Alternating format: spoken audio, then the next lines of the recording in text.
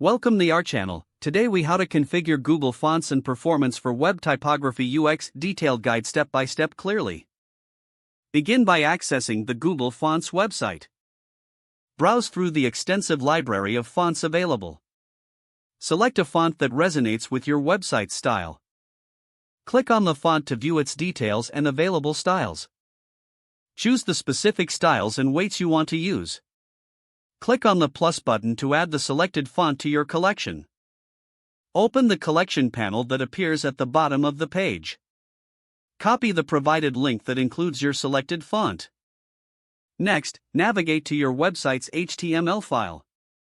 Paste the copied link within the head section of your document. Now, decide where you will apply the font within your CSS. Open your CSS file or section. To apply the font, use the font family property. Specify the font by its name exactly as it appears on Google Fonts.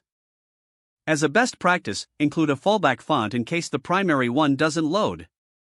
For example, if you chose Roboto, your CSS code might look like this: font family, Roboto, sans serif. Consider using font display for improved performance. Add font display swap in your CSS to enhance loading speed. This technique allows text to be displayed in a fallback. To ensure optimal performance, limit the number of font weights and styles you import.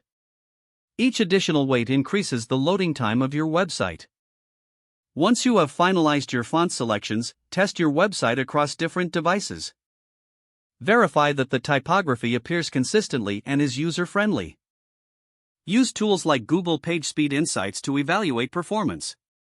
Check how the fonts impact the overall load time of your site. If necessary, tweak your font choices for better performance metrics.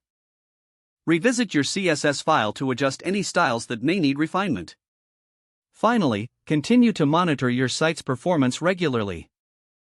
Make adjustments as new fonts or styles are added to your design. Don't forget to like this video and subscribe to our channel for more step-by-step tech guides.